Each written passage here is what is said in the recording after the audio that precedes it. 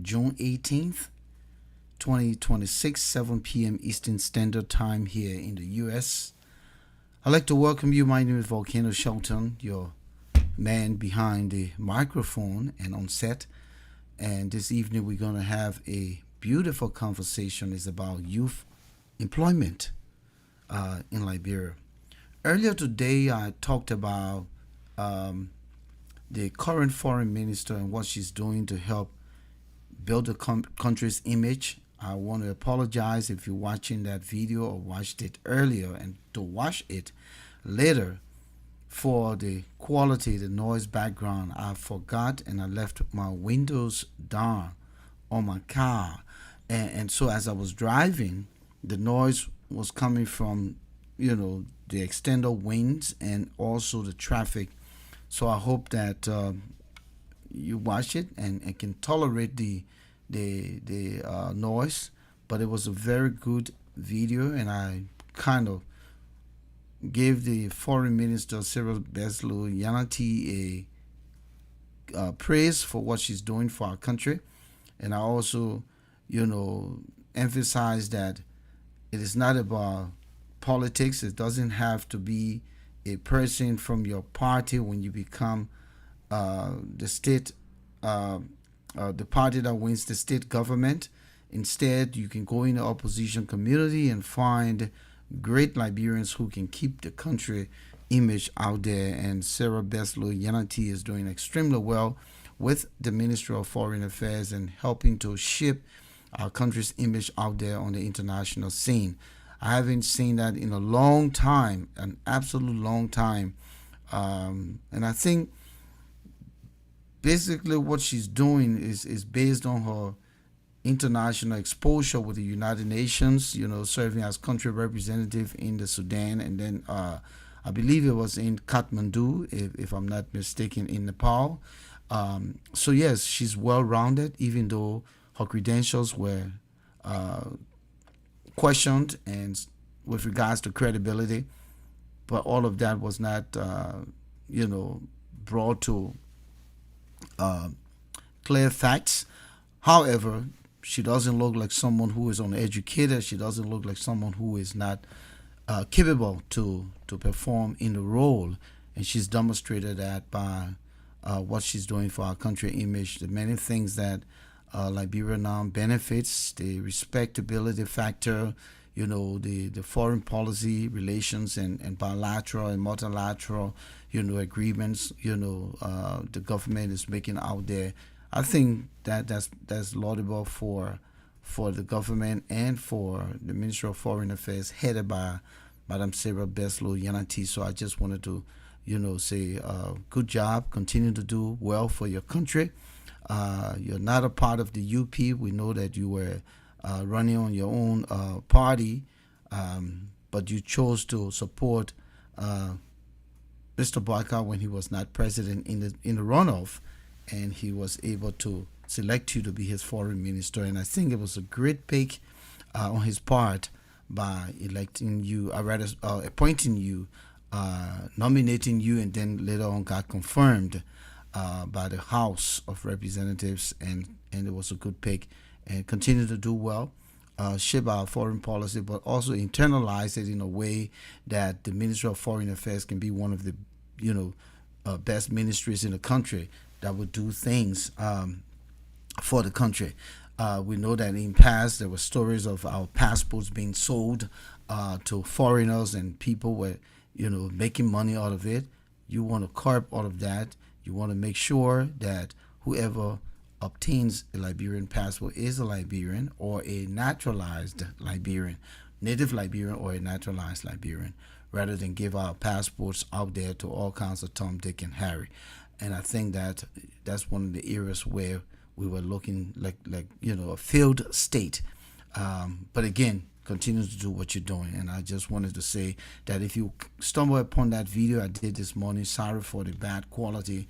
It was just my mistake not putting my car window up, and we had too much wind going. But welcome wherever you are. I want you to help me share the show tonight. The Volcano Shelton show is live here on every Thursday, 7 p.m. Eastern Standard Time. We broadcast from the U.S. We cover an array of issues trending in our country, not just Liberia, the continent of Africa, and also the diaspora of black people. So I want you to please welcome many of your friends, follow us, and let's come together here and do this tonight. It's not going to be a long night, but the discussion topic here is about young people. What are some things that the Liberian government can do to provide employment for the millions of young people in the country, and how can the government prepare them to be employable in all sectors, especially the population that is not educated or little to no education. Within that same population, we have individuals who have not demonstrated responsibility, who have not demonstrated humility, who their upbringing is all over the place, but yet they want to be employed. They don't have the discipline and all of that. It's a complex situation when people say, oh, the government is not providing jobs. In any society, for the government to create an enabling environment for young people to build employment capacity, there are a lot of factors that go into play. It's just not because somebody grows up to be 18 and you give them a job, or because someone comes out of high school or college, you give them a job. It's not possible. And everyone, even those who are learned, may not have the emotional intelligence and the tolerance to even be employable. Some of them want to be the boss and not take instruction. And so there's a lot of factors that can lead to people being unemployed. And it's even right here in America, a lot of people are unemployed because they're not employable. Not that they're not educated, but because they're not able to conform to work culture. And that's a critical piece. So again, welcome. If you can help me share the link, share the video, share the page, I will appreciate it. Let me just see quickly in the comments before I begin the show. Albert Flomo Johnson, watching from Sharon Hill, Pennsylvania. My brother, thank you for joining us here tonight. I also want to say Mustafa Kamara, thank you for coming in here to watch the show tonight. Flomo Livingstone, thank you for coming. Fit Nupolu, let me put it right. Good work. Thank you for coming in. And also Raymond Clark. So tonight we want to talk about Liberia's unemployment and underemployment challenges for our young people. It requires a combination of short-term and long-term economic transformation. No single program, I repeat, no single program can absorb the large number of unemployed young people and those trying so hard to enter the workforce each year. The government could focus on some key areas, key sectoral areas. Let's start with modernizing agriculture and agro-business. Agriculture, I would say, remains Liberia's largest potential for employer. I often wonder, but then, how much government is doing about agriculture, especially having an agriculture president in power. Just the other day, we bashed on Mr. Weah, our former president, George Mane Weah, for not doing much for soccer or for football in the country or making sports in the country. This is a man who came to the limelight through kicking a piece of leather, and he came to power and did nothing. In fact, I saw an interview where he said he has passed the stage of building a soccer academy. Can you imagine that? Are we going to hear from Boaka one day that he's passed the stage for prioritizing agriculture? So this is why it's important if we have to create jobs for our young people. It's very important. So let's just say the government, decides to do this. What can the government do with the kind of money in the budget? So young people are more likely to stay in agriculture if it's, profitable and technology driven, right? Because they just don't want to do what you call sustenance farming. They want more. So for government to do these things, for example, provide affordable credit and equipment to farmers, invest in farm-to-market roads to help farmers sell their produce, encourage food processing industries that add value to rice, cassava, palm oil, cocoa, rubber, and other crops, and create agriculture training centers across the country for our youth. How can this happen? When the government budget passed for 2026 is 1.2 billion, but within that budget, the agriculture sector only received approximately $14.9 million. $14.9 million. Okay?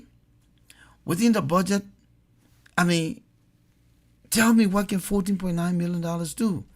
Prior to that, in 2025, it was $13.6 million, which is roughly 1% of the total budget. So can you imagine? What can this money do if a government is serious that agriculture remains a stimulation in the economy? If the government needs to prioritize agriculture, $14.9 million in a $1.2 billion budget is nothing. Because if you extrapolate salaries and overhead costs and all of the other things, what are you going to be left with to carry on agriculture in the country? And it comes about right. The government should put in the mechanisms to feed its people. Taxpayers are paying. Our national resources are being pillaged all across the country. All kinds of bogus companies coming and taking our wealth away. And some people in the government put the gains and the bribes in their pockets. But you leave an entire agriculture ministry to only $14.9 million.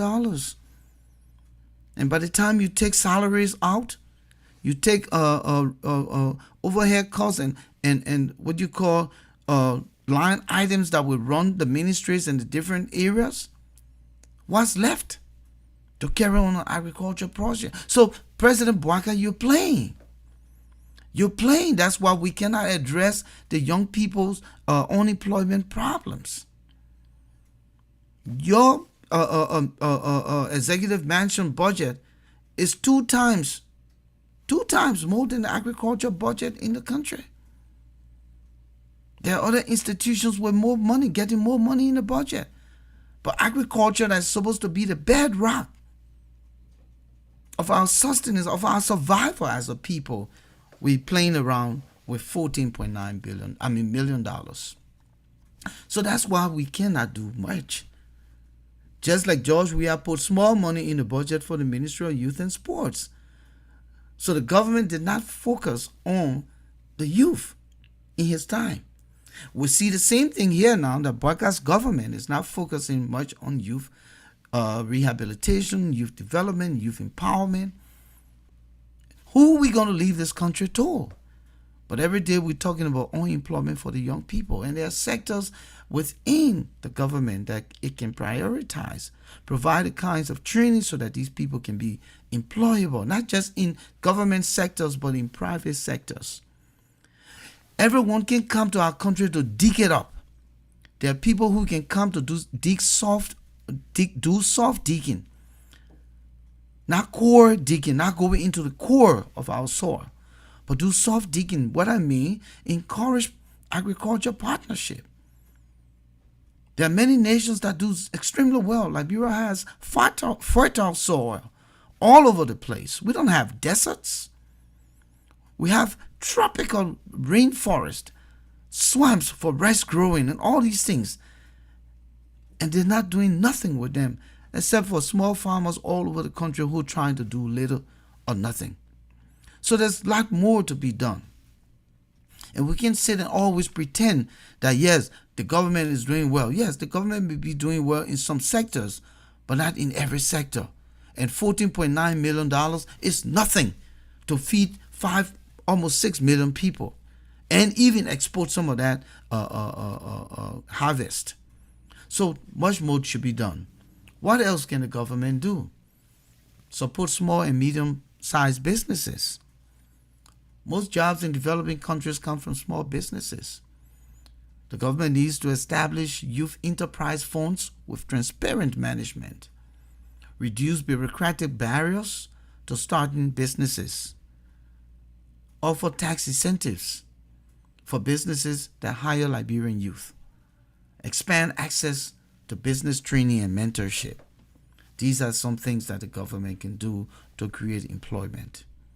Because we see that you go to open a small business, so much bottlenecks. So much bottlenecks. So much. Now, Flomo Livingston is telling me to follow the Ministry of Agriculture. They're doing well. But how can the Ministry of Agriculture do well with $14.9 million? $14.9 million is the pay of a rookie player in the NBA for 1 year, one season. Sometimes. And you're talking about a whole country with wealth. Flomo, find something else to tell me here tonight. Not that the agriculture ministry is doing well. If the agriculture ministry was doing well, we wouldn't be killing ourselves for importation of rice. We'll be eating our own grown rice. We'll stop the importation of rice. So find something else to tell me tonight, Flomo. I will appreciate that. I understand. I understand, brother. But $14.9 million is nothing. Nothing in today's economy. So, government can also invest in infrastructure. Okay? Invest in infrastructure. Public works program can create thousands of jobs, especially with road construction and maintenance. Back in the day, we used to see people brushing the sides of the roads.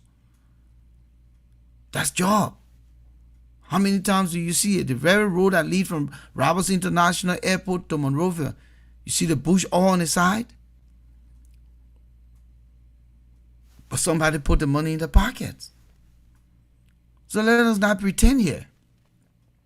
Water and sanitation projects. Of course, I see people cleaning up the drainages and stuff. That's employment. Housing development.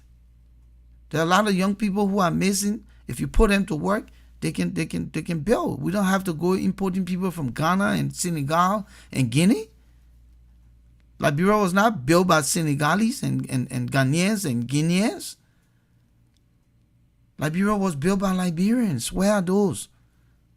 So we just need to train these young people that were born from 1990 to now. That's what our focus should be. Electricity expansion, solar farms, all of these things are employment opportunities for our young people. Such investment not only create jobs immediately, but also improve the business environment for future private sector growth. We need to strengthen technical and vocational education.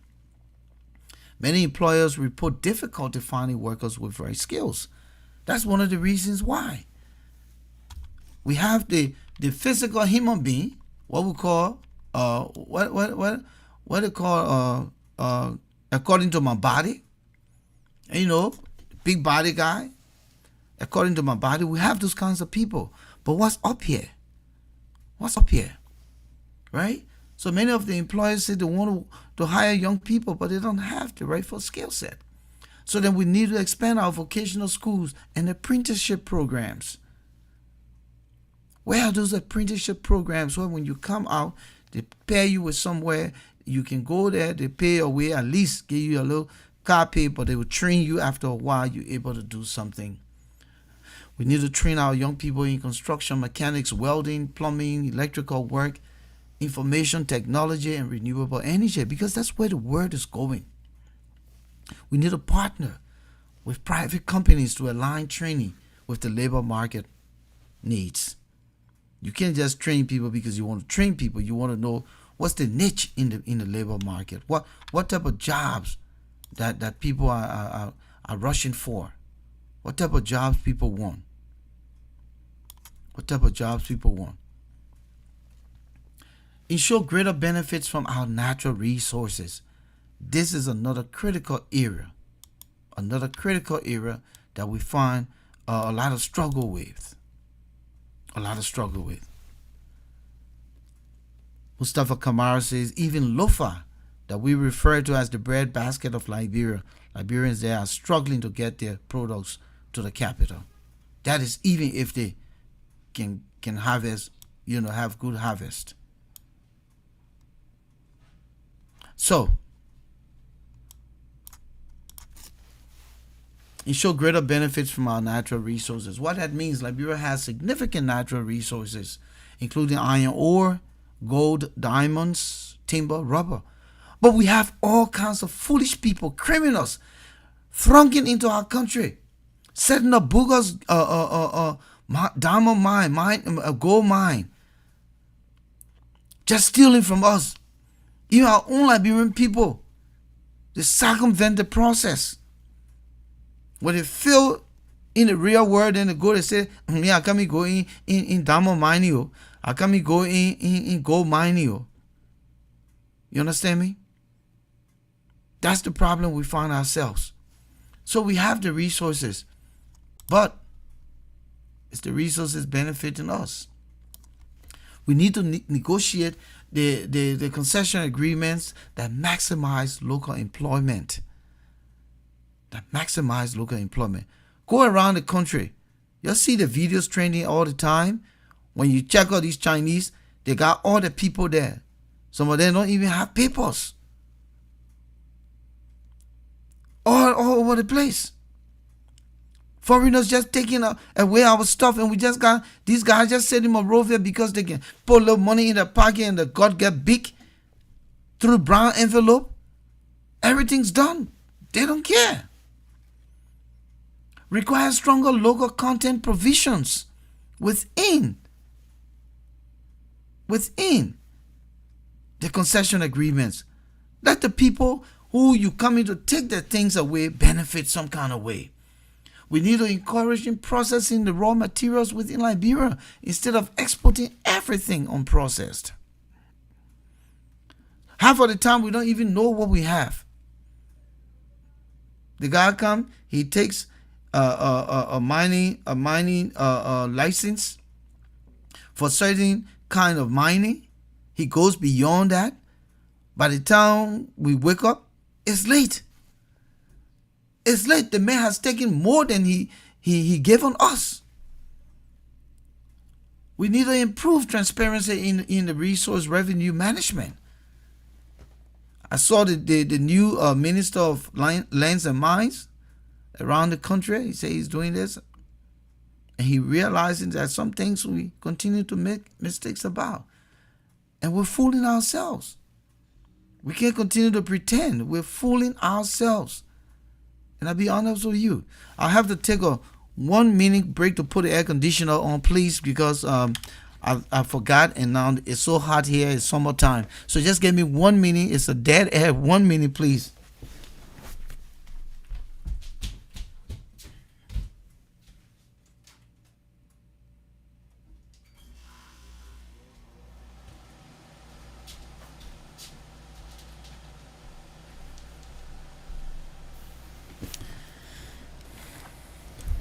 Thank you for your quick patience with me. So yes, so as I was saying, the minister is going around. He's going around trying to find,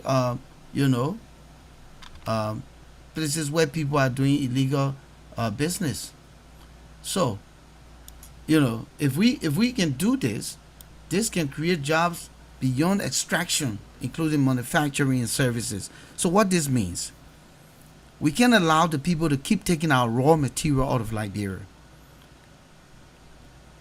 So we need to have some of the raw material stay in Liberia, which would potentially create manufacturing and create servicing in the country. That in itself will provide youth employment. But if everything we just stand by the road and we see B Mountain hauling all the Dondra with our iron ore just carrying it, ArcelorMittal just carrying it, then what's there for the young people to do? Are we just going to stand by? Like Bob Marley said, why should we stand by and look? Is this a part of it? Is this the kind of image that our government continue to deliver to us? That all of our resources just continue to take ships and go? It shouldn't be that way. Because if some of the raw materials stay in the country, we will be able to do investment. We'll be able to do manufacturing. We'll be able to do servicing. So, promote manufacturing. Liberia imports many goods that could potentially be produced domestically. Right? The very things that we're bringing in, we can make those things right in Liberia and export them. Common things like Guinean slippers. We can make slippers. We used to make some of those things in the normal times. Can we not go back to those days? Can we not? Can we not? We need to support light manufacturing industries, like plastic buckets and stuff. Develop industrial parks with reliable electricity and infrastructure. Industrial parks where we can hire more young people. We develop we train them to develop the skill set, and they become employable. Encourage investment in food processing, packaging, furniture, textile, and building materials. Do you see all of the furniture now the young people are making in Liberia? But these are all small businesses. These are all small businesses. And so it's difficult.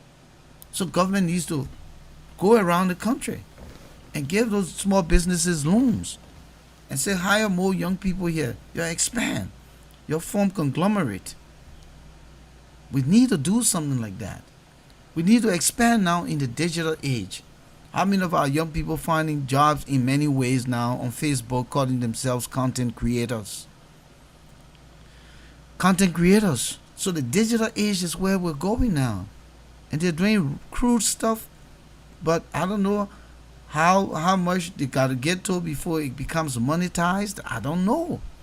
I'm not a digital guy.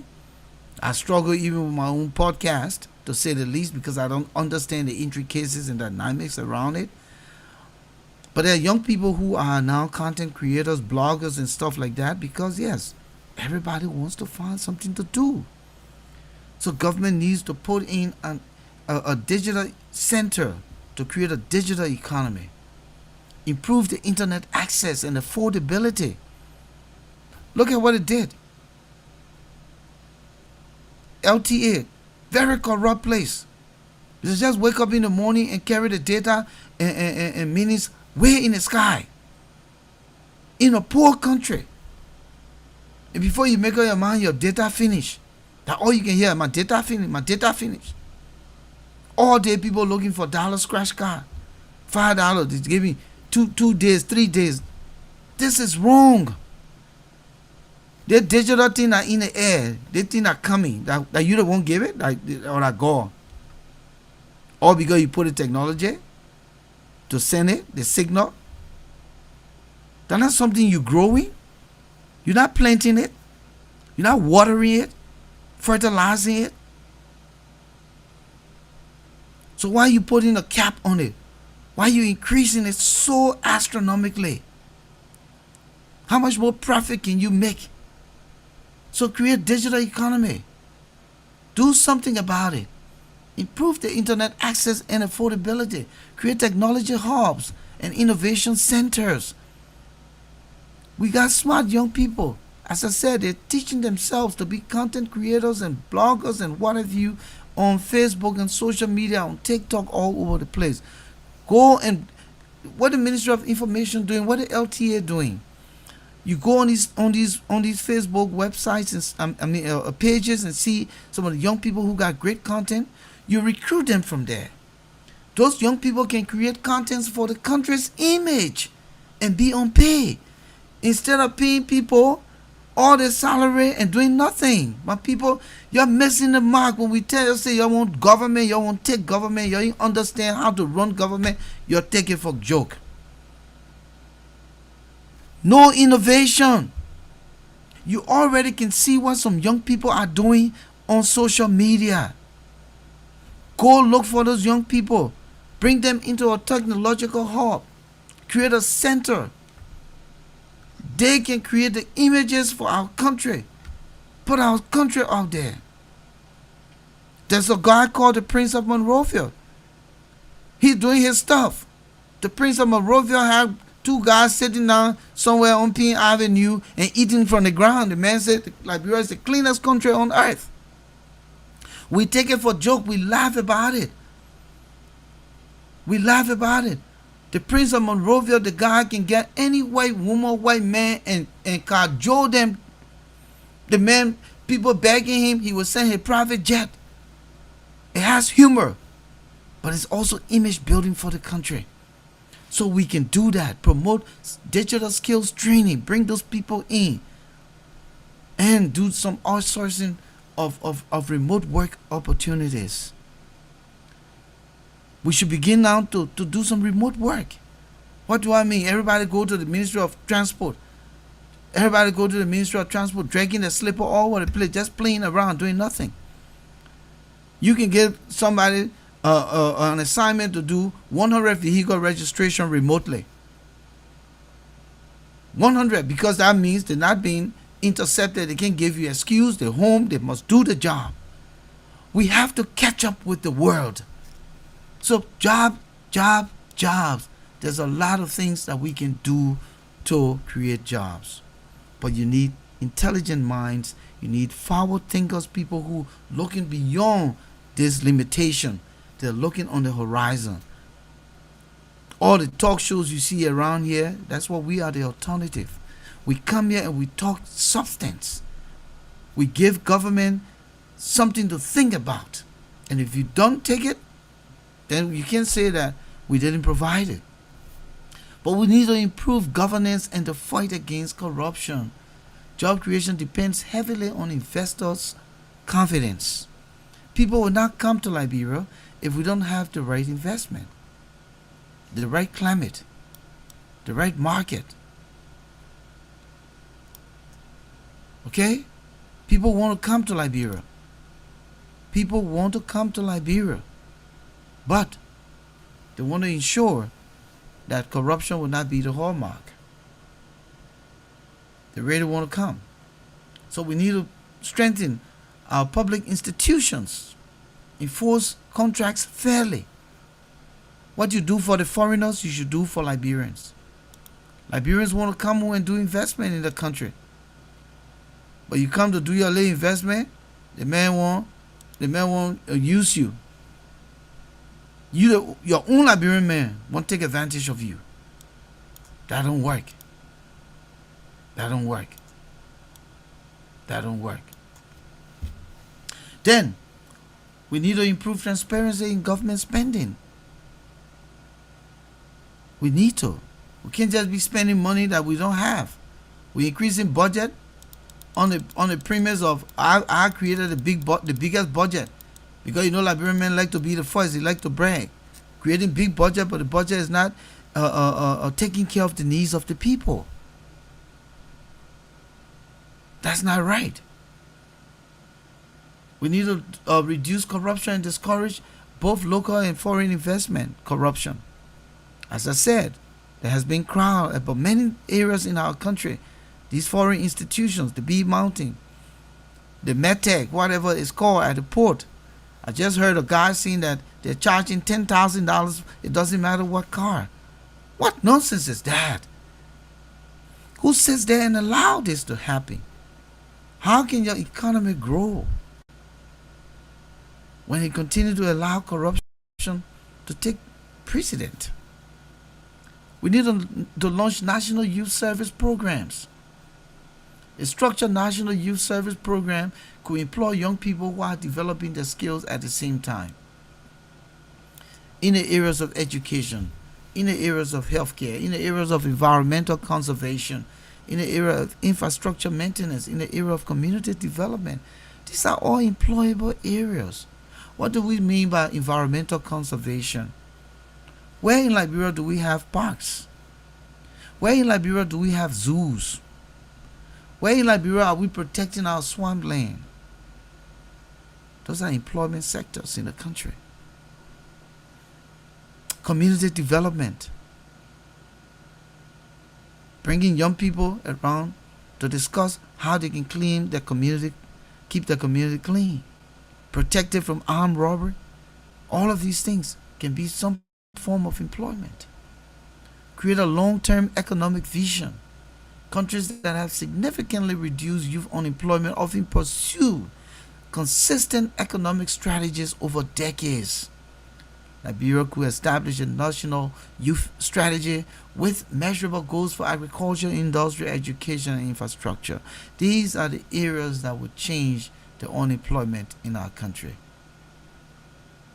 Having a big budget does not change it. When you put $14.9 million in the budget for agriculture, and my own friend and brother Flomo Livingston wants me to follow the Ministry of Agriculture. Why am I following the Ministry of Agriculture when I don't see the rice? I don't see it. I don't see it. We're still fighting over importation of rice. We're still fighting to maintain a price tag on rice. We forget to know that when we import, there's cost associated and inflation has a part to play. So we can't keep crying rice, but we can't grow it on a $14.9 million in the budget for agriculture. If Liberia to prioritize these three areas that I talked about, the greatest employment impact will actually come from modernizing agriculture and agribusiness, investing heavily in infrastructure, and strengthening technical and vocational education. Together, these sectors have the potential to absorb a large number of young workers while laying the foundation for broader economic growth. The central challenge is not simply creating government jobs, and that's where the mistake is. We want to keep creating government jobs, but creating conditions in which Liberian businesses can thrive, farmers, entrepreneurs, and investors can generate sustainable employment on a large scale. The government cannot be the largest employer. We have to move away from this government employment syndrome. We have to, my people, we have to move from this government employment syndrome. Brother says, Pro said, when you're speaking truth, all the rescue viewers will leave.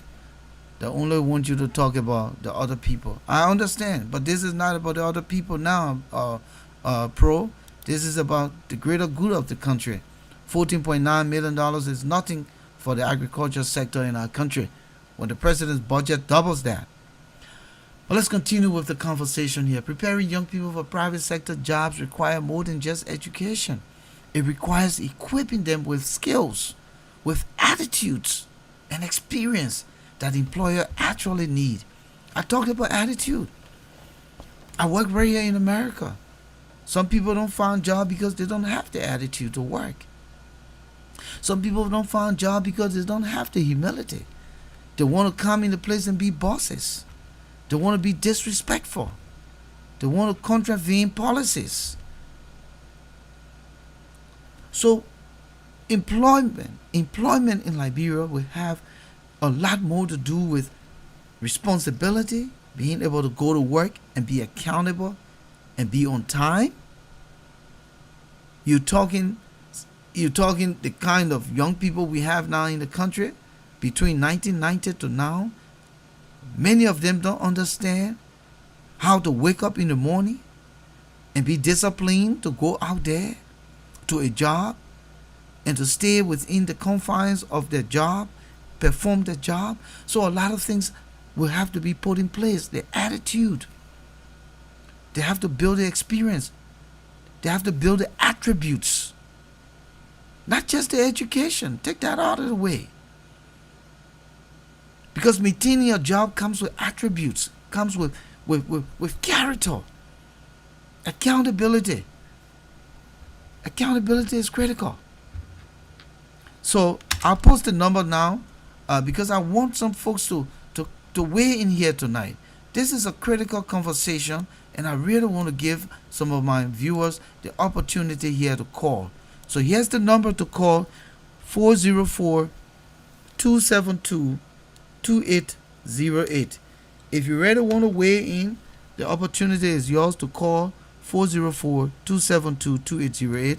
Just for a minute or two, you can come in here and just share your perspective. But I think this is critical because we keep crying unemployment, and we're missing the mark because there's so much we can do. So as I talked about, All of these things that come together to make an employee. How many of our young people have built that capacity? So not just throwing them in the workplace, but they must develop the character traits to remain an employee. We can do the training. They can come with the education. But those other character traits to be an employee and remain an employee. Then reform the educational system. Many graduates leave school without practical skills required by employers. We know that. Somebody graduated from the University of Liberia, the graduation speech in their own backyard. They're struggling. They're speaking as if to say they just came from Waterside Market. College graduate. They don't have no practical skill. They don't understand anything. So how can somebody employ a person who can barely read and write but they graduated from high school? So we need to strengthen mathematics, science, English, and digital literacy. Let me take this call, folks. Good evening, caller. Hey, Volcano, this man, Pro. What's up? The legendary Pro. My man, I haven't been on this. I can follow, I can watch the repeat because of my job. We've been too busy now and your schedule, I used to call, but for the past two times I listened to the show, man. Man, look, this presentation you just gave, it just touched me. The first one you had recently about the Volcano and other thing. Yeah. Yeah. And you But this scared, you one, scared for the minute to reach River Says. man, I'm telling you, forget it. You're taking it to, I know you're a little bit dismissive, but look, I live in the Ivory Coast, okay? I know that's an old topic, but just in the Ivory Coast, and at the same thing, brother Alassane Ouattara up in there. I think you know the story. So Mm-hmm. when you're bringing this thing on, when you're Yeah, trying to see yeah. people shoot But it nothing, is a waterer from Burkina Faso. yeah, Yeah. the man was prime minister, but then by the time the man about to be president, they said no, you're gonna be.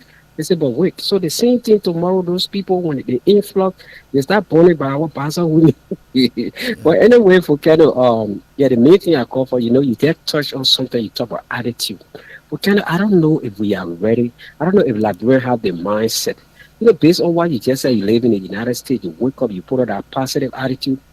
Let me tell you what happened recently for Kenya. I called about this yellow machine, and I must give it to Boata government. People say, "Oh, the yellow machine, they're not getting people." So the two numbers, I put many in my phone and make sure to call Liberia. I call the yellow machine seller, and I must admit somebody answered. But for Kenya, the people got no customer service. I don't know if we are ready, if we have that level of professionalism to take on the workforce. Yeah, in the United States, when you call, somebody will say, "Oh, hi, this is," introduce yourself, call their name, and tell you where they are. This is Mm-hmm. so. Mm-hmm. Mm-hmm. But kind of that guy, like, he wanted to fight me. I telling you, I called. Look, when you listen to the guy, who's this? I try to, but kind of like the guy was making fuss with me on the phone. I gave up. Mm-hmm. I gave up. I said, "Are we ready?" Come on, customer service to even call a name, say, "Oh, this is the yellow machine or center. What's your name and what you calling for?" Volcano, nothing like that. That guy started asking me, "Yeah, what you calling for?" I said, "The yellow machine." "Which type of yellow machine?" "Yeah, we get different one. Man, don't waste my time." I But said, different. "So, Volcano, I give up." So when you talk about attitude, Mm-hmm. look, Yeah. okay, I went to a job here. Let me tell you what happened here when I came to the United States.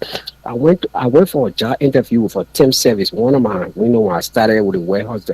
But kind of when I went to that place, do you know they called the temp service back? They said, I didn't qualify for the job. I said, what? I had a good resume, everything. You know what the lady told me? The lady told the temp service I did not make enough eye contact. Oh I yeah. said, what? Yeah, I'm because telling they you, want to trust your credibility. They yes, want to trust your honesty. yes. We call that workplace posture. When you go for Hmm. an interview, your posture can even determine whether you get the job. Yes, yes, yes. So, So we have a okay, long way to go. River says, I, bro, we have a long way to go. And so yes, all of this, oh, the employment. I mean, I mentioned upbringing. Upbringing is a critical piece. true, It's a critical true, piece. true. So we have a lot of stuff to do. So going to Yeah, vocational school, that's good. But even how do we build them in the yeah, vocational school? We need to develop Yes. mannerisms. True. True. Volcano. Mannerisms. When you go to Yes. sit with an employer to ask for a job or to carry a resume, how do you appear? Your dress code. Mm-hmm. What's the humility you demonstrate just from the get go? Yes. These are critical components to getting jobs. Yeah. So we have a But long way to go. we got, if we cannot not gonna look at that recent AFL. Do you know that recent AFL recruit? You know, it exposed a lot of things. Hold one Because things second, Pro. over. There's a caller calling. Let me just Okay. tell them I put them on hold and then I'll wrap up with you Okay. quick. Hello, caller. Hello. You want to contribute to the show? Yeah, I want to contribute to the Okay, show. just hang one Yeah. second. Let me take the previous caller off and I'll get back to you. All right? Okay. All right. Yeah, Pro. Yeah, Yeah, let's for wrap kind of up, man. yeah. Let me wrap up quick.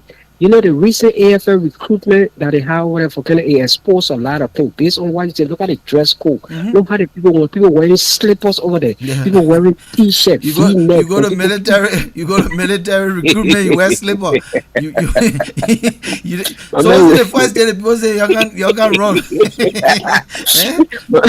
I'm my telling man, you, for kind of we finish, bro. We finish, bro. we got a long way to go, but we just got to keep talking. Yeah, you go to Okay. military recruitment, you go wear slipper on the first day. The man say, okay, yeah, yeah. But if I had a woman can say, soon as to get the answer, the woman say, go run, don't walk, run. Then the man running a slipper, leaving behind. We got serious deal, man. Oh my God. Yeah, Okay, but forget bro, I'll be thanks, man. following the show, Thanks. man. All Okay. right, thank you. Uh, Oh man, I think I lost the caller. Let me see. I got a long way to go. Hello. Yeah, caller, go ahead. What's your name? Yeah, my name is Gary Simina from Minnesota. Okay, yeah, make a contribution. Yeah, Volcano, I just want to make one important statement. You talk about creating job for youth in a country. Mm-hmm. But my question is, I've been monitoring you through expose. Is the youth community willing to learn? Do they have the patience? Do they have the patience to sit down on an instructor or on someone who will teach them skill work? They don't have. Now you talk about plenty of Burkina Faso coming from Burkina Faso. Liberia have a good land that is fertile for agricultural activity. Liberians set in Moravia, leave the rural area empty and come and say in Moravia, 1 million person in Moravia. Yeah. They don't want to do anything. Our youth is interested in following beyond politicians who are highly educated. Just the same battle cry. I'm from the southeast. I'm from Rogi. You go in the southeast. Majority of youth is started coming to school, high school, junior high school. Most of them are in the bushes digging gold, illegally money gold, and nobody care to check on them what they are doing. Well, what they are doing is legal or something that will affect the future life. Nobody cares. When we were coming up, you cannot go to the gold mine when you have school to go to. You have to go to school because our people, they don't go to school. They know the importance of education. Yeah. Because tomorrow they will be crying that the people enjoying the resources of the country we are not educated. Today you go in the southeast, the entire southeast is empty. Most of you, they are in a bush digging, doing illicit money, and nobody, their parents are sitting down, their mothers are sitting down looking at them when their friends are going to school. Yeah, because Garrison, they are breadwinners now. They parents, can't sustain them, so now the responsibility flips. But the question here, you asked me whether the young people want to work. That is why I said it's a combination of many factors, and I've been discussing these factors. But we just not talking training here. We're not just talking education, but we're talking the attitude. We're talking becoming responsible citizens.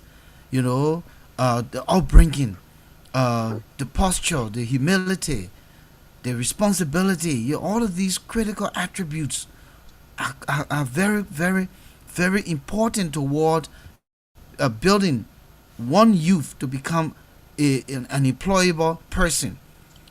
And we must build that during the vocational sojourn. We must build that during our university training. We must build those things in the family, in the community. Because you and I know when we were growing up, Garrison, we are compatriots. When we did something, it was not just our parents. Our neighbors will grab us in the street and roast us, then bring us home, then they roast us on top of it. So everything started from the core of society, the family. Then it went to the community. Then it went to the larger community. Unfortunately, 1990 to now is a disaster. We still have few young people who still have critical upbringings, but many of the young people are turning to breadwinners. Okay, let me give you another situation. So it's a difficult double-edged sword here. Why they keep crying no employment for the young people? These are some of the critical issues that we pointing out here tonight, that government can do, that family can do, that society can do to help. If we can, let me put this before you come in quick. If we can get 500,000 good young people, we can change a lot in Liberia. Good young people with the training, with the attitude to want to work, with the honesty, being professional, being accountable, being responsible, becoming family men themselves, family men and women. We can do a lot more. Go ahead. Okay, let me give a scenario. Immediately after the April 6th war, there was debris all around Monrovia, especially Bush or Ireland. People were not working. I did not taper. I saw the wall throughout. I did not taper in the wall. Children looting up and down. I did not loot. I said that in my community. And I saw the bushes were growing in the community. I saw the road dirty. I mobilized few boys and girls. I said I take brooms. We want a free port. We start cutting bushes in the open lots and start cleaning the gutter. UNDP employees, UNICEF, World Food Program saw me. And they asked me a few questions. What are you doing? I said, this is my contribution to my water society. I want to clean the gutter. I want to take the dirt out the street. You know what happened to me?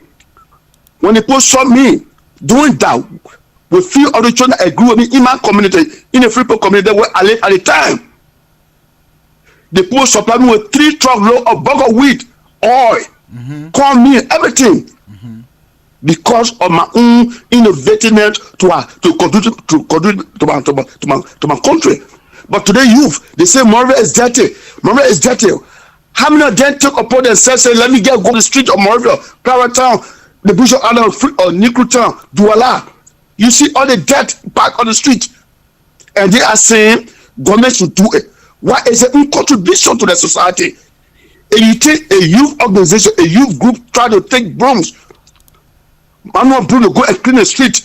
You think the NGO, the government official, they will not pay attention to them by even giving them a daily bread on a daily basis, a daily support? Even though the moral corporation will not allow it, but we are more doing that is worth doing for the country. I think we'll get support from other group of people. I don't think that government will not allow community dwellers coming together to keep the locale clean. No, government will not. Government will lie. Government will lie. But how many of them? They will lie. Everybody want a price tag. They want money to it. Yes. Thank you so much for your contribution. I need. Thank you very much. Yeah. Thank you very much for your program. Thank you. Thank you. Yeah. All right. So as I was saying, I mean, good points from the two callers, and the number is still 404-272-2808. If you want to contribute, just call in. But as I was saying, so it's just not the skills, right? It's the other things that will make up a good employee. So not every young person will attend university. Let's put it that way. But many can build successful careers through technical skills. We know that. We know guys who went to BWI, graduated from high school there, but they were able to pick up a technical skill, and it became their livelihood for the rest of their lives. We know. We know folks who went to LOIC We know folks who went to C.C. Penn Community College to do secretarial science. So everyone will not go to college. So training programs could focus on construction, on welding, plumbing, electrical installation, auto mechanics, information technology, agriculture, agribusiness, hospitality, and tourism. These are sectors. Now that we have 285 yellow machines, the government needs, through Mr. Browning Samukai, to put a technical training together for good mechanics to be able to service those machines, because you don't want them get used until they break down. The same way I have my car here, I have to take it to the, I even taking it this Saturday to do oil change. It's expected. That's how those machines should be maintained. And you need people who can read odometer. You need people who can check, do the checks, because most of the equipment now are highly technological. So you need those kinds of people to work. So the government can partner with private companies, provide incentives to firms that hire apprentices, subsidize part of the apprentices' salaries, establish national internship programs for graduates. I remember when we have vacation school, internship programs in Liberia. These are things that the government can do. This will help to bridge the gap between education and employment. As I said, promote digital skills. The modern workplace increasingly requires technological skills. That is why we're still mundane. We're doing things in the antediluvian age. Antediluvian age. That's what we're doing things in. I shouldn't have to go to the Ministry of Transport to register my car and pay all of the money. I shouldn't have to go to water and seawater to pay my water bill. What are we doing? You want to come on Facebook and enjoy Facebook as a technological digital age, but you can't create it in the institutions you're heading, turn it into a digital age? That's employment for people who develop the skills. Computer literacy is critical. Digital management, digital marketing, coding and software development, graphic design, online customer service. The caller just talked about it. River says Pro said he called to inquire about the yellow machine. And it was crazy in the exchange of conversation. Customer service is not just coming to the phone. It is a skill. You're representing the institution. Your delivery has to be trained, responsible, accountable. We need to strengthen public private partnerships. Government should regularly consult businesses to understand what skills they need. You can't just bring a bee mounting, you can't just bring what they call it, ArcelorMittal, and you're not following up with them. What do you think ArcelorMittal going to do? They're going to bring other people from India. Bee mounting going to bring other people from wherever they're coming from. Chinese company going to bring their people. So the Ministry of Labor, the Ministry of Education, Civil Service, those three institutions should be interfacing, whether not bi-weekly, but annually, with these companies to say, what skill set do you need? We have 300 students coming up. We want to pay them. We pay half of the salary, you pay half of the salary, so they can learn the job. These are the things that people should be doing. Mining companies can help design technical training programs. Banks can support finance and accounting trainings. Telecommunications companies can support IT training. This ensures training programs produce graduates who are employable, develop soft skills. All right, all of these things are very capable of changing the unemployment. Employers often say that attitude is as important as technical ability. Young people should be trained in communications. Young people should be trained in teamwork, how to work with others, leadership, how to grow through the ranks and files within the company. Time management, how to come to work on time, is important. Problem solving, don't hold your head and scratch it all day. You meet up with a problem, you analyze the problem. You should know the conduits through which you can get information to address the problem, rather than stay there and just act like you don't know the problem exists. Young people should have soft skills like professional ethics. These are critical for employees. So a skilled worker who lacks discipline and reliability may struggle to find employment. I said that. I deal with that every day.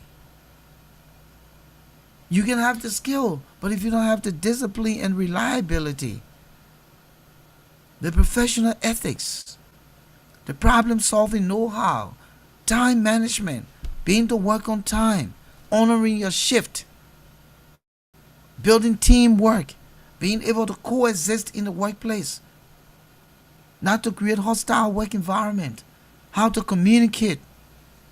These are very important components to become employable. Establish career guidance centers through the civil service. Many young Liberians are unaware of available career paths. They're sitting there, no job, but jobs are right there. Private company post, job posting. They don't know how to build a resume to even get called in the door for an interview. Do they even know how to interview? Is there any preparation? So career centers should be created through the civil service. Josiah Joker, this should be a part of your job. Provide job search assistance, offer resumes writing and workshops to help them know how to write resume, conduct interview preparation, connect job seekers with employers. Look at what's happening now. Young people have turned into becoming real estate agents. They found their own way to make money. So if you're looking for an apartment, you go to an apartment realtor, they find you an apartment. But that business should have people who are relatable, who can communicate, who can sell the idea, right? So that's critical. Encourage entrepreneurship. Not all young people will find jobs immediately. The government can help create jobs by providing small business training, facilitating access to microfinance, supporting startup incubators, creating business development centers across the country. So now here's the message for policymakers. The government role is not to find jobs for young people. I repeat myself. The government's role is not to simply find jobs for young people. Its role is to create an environment where young people become employable, productive, and competitive.